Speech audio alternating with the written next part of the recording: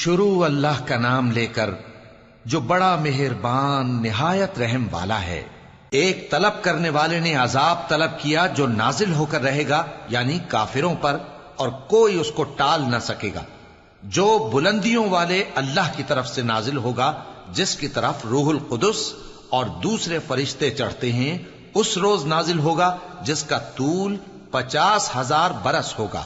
تو تم کافروں کی باتوں کو حوصلے کے ساتھ برداشت کرتے رہو۔ لوگ اس دن کو دور سمجھتے ہیں، جبکہ ہماری نظر میں وہ قریب ہے۔ جس دن آسمان ایسا ہو جائے گا جیسے پگھلا ہوا تانبا، اور پہاڑ ایسے جیسے رنگین اون، اور کوئی دوست کسی دوست کو نہ پوچھے گا، حالانکہ ایک دوسرے کو سامنے دیکھ رہے ہوں گے۔ اس روز گناہگار چاہے گا کہ کسی طرح اس دن کے عذاب کے بدلے میں سب کچھ دے دے، یعنی اپنے بیٹے اور اپنی بیوی اور اپنے بھائی اور اپنا خاندان جس میں وہ رہتا تھا، اور جتنے آدمی زمین پر ہیں، غرض سب کو دے ڈالے، پھر اپنے آپ کو عذاب سے چھڑا لے۔ لیکن ایسا ہرگز نہیں ہوگا۔ وہ بھڑکتی ہوئی آگ ہے، کھال ادھیڑ کر کلیجہ نکال لینے والی۔ وہ ان لوگوں کو اپنی طرف بلائے گی جنہوں نے دین حق سے اعراض کیا اور منہ پھیر لیا، اور مال جمع کیا پھر سینت سینت کر رکھا۔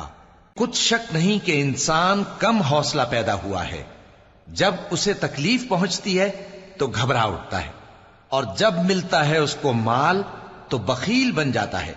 مگر نماز ادا کرنے والے جو نماز کا التزام رکھتے اور ہمیشہ پڑھتے ہیں، اور جن کے مال میں حصہ مقرر ہے، یعنی مانگنے والے کا اور نہ مانگنے والے کا، اور جو روز جزا کو سچ سمجھتے ہیں، اور جو اپنے پروردگار کے عذاب سے خوف رکھتے ہیں، بے شک ان کے پروردگار کا عذاب ہے ہی ایسا کہ اس سے بے خوف نہ ہوا جائے۔ اور جو اپنی شرمگاہوں کی حفاظت کرتے ہیں مگر اپنی بیویوں یا باندیوں سے کہ ان کے پاس جانے میں انہیں کچھ ملامت نہیں، اور جو لوگ ان کے سوا اور طریقے ڈھونڈیں تو وہ حد سے نکل جانے والے ہیں، اور جو اپنی امانتوں اور اپنے عہد و پیمان کا پاس کرتے ہیں، اور جو اپنی گواہیوں پر قائم رہتے ہیں، اور جو اپنی نماز کی پابندی کرتے ہیں، یہی لوگ جنتوں میں عزت و اکرام سے ہوں گے۔ تو اے نبی، ان کافروں کو کیا ہوا ہے کہ تمہاری طرف دوڑے چلے آتے ہیں، دائیں اور بائیں سے گروہ گروہ ہو کر جمع ہوتے جاتے ہیں؟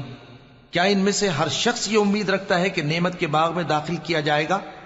ہرگز نہیں۔ ہم نے ان کو اس چیز سے پیدا کیا ہے جسے یہ جانتے ہیں۔ پس مشرقوں اور مغربوں کے مالک کی قسم کہ ہم طاقت رکھتے ہیں، یعنی اس بات پر کہ ان سے بہتر لوگ بدل لائیں، اور ہم عاجز نہیں ہیں۔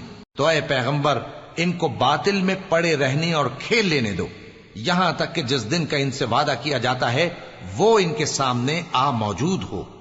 اس دن یہ قبروں سے نکل کر اس طرح دوڑیں گے جیسے کسی مقابلے کے نشان کی طرف دوڑے جا رہے ہوں۔